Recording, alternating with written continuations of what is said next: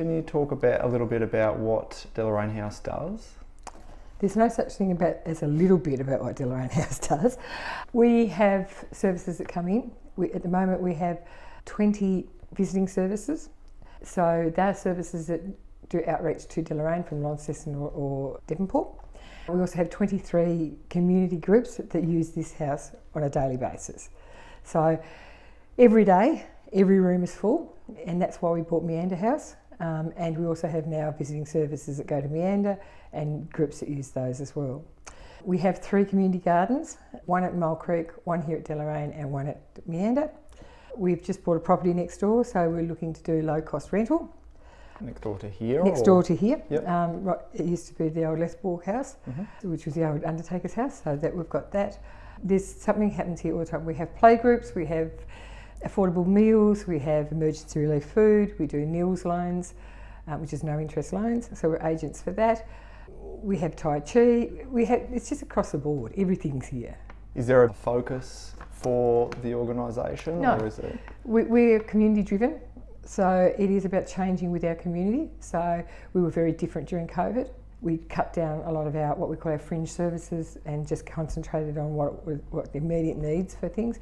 We've had to do that again when we had the floods, we became recovery after the floods. So it is about us changing to the needs of the community at that time. So there's no actual, we have a mission, but it changes, the actual focus of the house changes quite often. It's about being adaptable.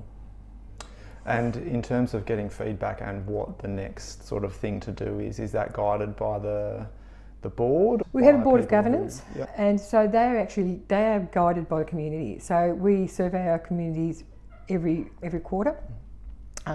We also do outcomes reporting. So a lot of that reporting is about feedback and stats and data that we get through our groups that use the house and the participants who come through the door. We had nearly 22,000 people in the last financial year, which equates to one service every 10 minutes for the time we're open. There must be quite a team involved in getting everything happening here. We are funded for 2 full-time equivalents. So that's 2 houses running on literally two what will get funded through state government for 2 full-time equivalent staff. None of us work full-time, we're all part-time, which makes some money. We also have grants. We have the staff at Meander funded through a grant that runs out next year. So again, we're always chasing to find more money in the way of grants, in the way of some kind of funding. Hence, when we bought the house next door, that will be a social enterprise. We also run a social enterprise from Meander where we actually put in a full paddock of potatoes. So we sell the potatoes, which enables us to put next year's crop in. We have a high focus on food security for people. We know we have a lot of people in this area that are living rough or transient. We have approximately 30 people that are displaced, whether that's living in a tent, whether that's living in a caravan somewhere, whether that's living in their cars or couch surfing. So we have our community shower, and we know we have between 4 and 7 people a day use that shower, and the laundry facilities, not the same people every day. So we know approximately how many people we've got that are using that facility, and so how many we have that are doing it rough. Yeah, so we have both that at Meander and here. So how could people in the community best help? Okay, so you would have seen our community pantry that's on the front veranda. We have a fridge out there and a big cupboard. Anyone who wants to donate excess vegetables that they grow, they've bought 10 cans of spaghetti and a different brand and they don't particularly like that brand, and they've used 2 of them and they go, no, not for me. Rather than throw it in the rubbish, bring it in here and put it in our pantry. We are always accepting of donations, and they are gratefully received.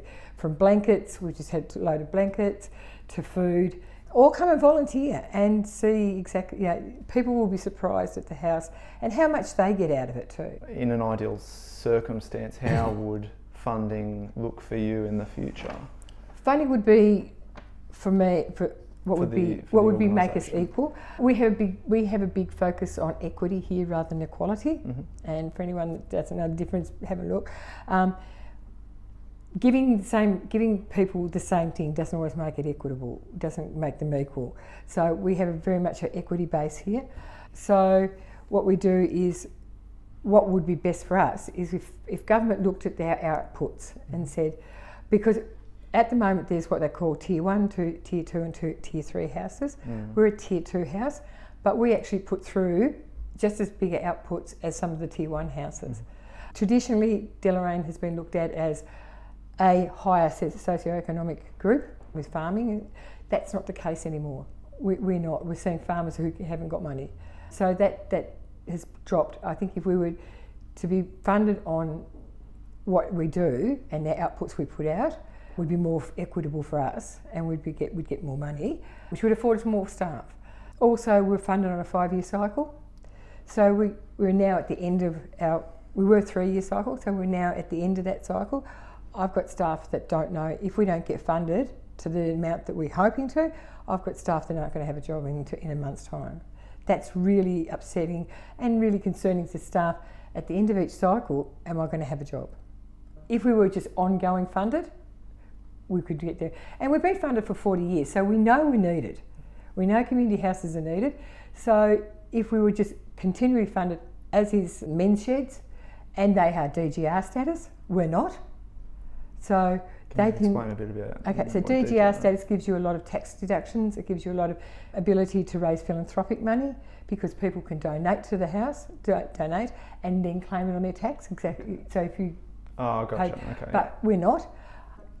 I know that men's sheds are very vital and that they are good for men's mental health, but we're dealing with everybody's mental health. We're seeing a huge rise in mental health issues, huge rise in domestic violence, and a massive rise in drug and alcohol substance abuse. So I think we do just as much we do more on a bigger scale for community and benevolence than men's sheds do, and yet they have it and we don't. You've got memberships, room hire, competitions, that sort of event. Can you provide a little bit of information on that, and does that make much of a dent in terms of the funding side of things and whatnot? We say we have room hire and we have membership. Membership is a whole $12 a year. So, and there's a few perks with that. People get first option at events and cheaper stuff. However, we say we have room hire. This room to hire for an hour is $2.50. It's only just covering the power. So really, what we hire out, most of what we do is free. We very, very, very few things we charge for, even with events. So it is very much about just fundraising, pay it out. Fundraise it, pay it out. Yeah. Can you talk a little bit about some of the events that are coming up? Yes. We have a solstice event coming up. That's come about because Winterfire traditionally has done Deloraine has traditionally done Winterfire every year. Massive event, big money. We can't compete with that, but they're not doing it this year. A lot of community look forward to it. It's something that families can go to. So we've said we'd pick it up. So we're doing it at Meander, which originally started at Meander with the school. It used to be a school thing that they used to do every year as a fundraiser. Ours is by donation, so there's no cost to come to it. But we're involving the school. They're going to do some hot rolls, raises a little bit of money for them. Deloraine Progress Society, they're going to do hot soups, $1 a cup, it still raises them a little bit of money. We've invited the basketball club to do desserts, some others. So everybody gets a little dib out of it, and we're filling the need of a community. So that's what we're doing. What do you love most about Deloraine? I don't live here, so I really can't say what I love most about Deloraine. I choose not to work where I live. Mm-hmm. As you can appreciate, we get some challenging clients at times, we've had police come for clients at times. Rather than staff to deal with that because they do live here, I can then deal with those same people when they're in a better frame of mind and not going to see me in the supermarket and feel embarrassed. They're not going to, so it gives them some distance and me some distance as well. But Deloraine is a very giving community. I think that's one of the things I take away from being here. It is a very generous community when the chips are down. For instance, when we had the floods and we had COVID, we're very lucky we own this house. Most community houses or neighbourhood houses are owned by education department, local government or housing. They had to shut because government policy. We were able to stay open. A lot of pickers that were stuck here couldn't get a home, and a lot of community that were doing it hard. All the pickers came with nice summer clothes because that's what they're doing, and then we got the first lot of snow in March. Yeah, so we'd shut down. We put it out to community and said, this is a need we have, immediate need, clothing. We need clothing, warm clothing and blankets, because we had our people that, we also had a very big influx of displaced people. Northwest Coast was the epicentre for most of it. People didn't want to go into Launceston, they didn't feel safe if they were sleeping on the street. But here, people here are very accepting of alternate lifestyles. So they came here. So we had a big influx. People gave so generously. We started a pop-up op shop, and we just said, give what you can, take what you need. I will never work in retail after doing that, because that was the biggest thing.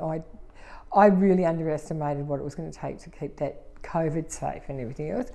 We then had the dilemma of we had lots of clothes, lots of blankets, but nothing to wash them in.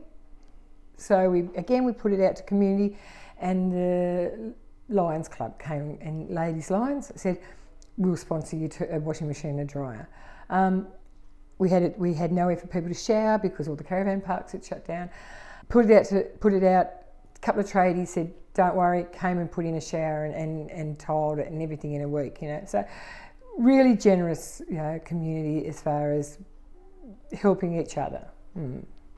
It sounds very welcoming and very giving, like you said. I think what makes neighbourhood houses a safe place for people to come, not just this one, but any, is we're not a government agency. So there's no sign out the front that says Centrelink. There's no sign out there that says that. So people can be autonomous and walk through the door, and no one knows what they're here for. People could be here to see Centrelink because that's a service that comes. They could be here to do Tai Chi. They could be just making a cup of coffee. They could be donating some veggies. And we do have some farmers that come to see Centrelink, but they come in with their veggies. People see them come in here and they go, oh, Joe's donating to the house. Isn't that lovely? It gives them that autonomy. And I think that's what, and there's no judgment here. Yeah. People walk in and you are what you are. Yeah. Even our people who are challenging and do, and as I said, we do have some drug and alcohol substance abuse here. Now, you can probably have a bad day tomorrow, but you still welcome back tomorrow, So I think that's the difference. I think you're doing great work. Thank you. Thank you for your time. Thank you.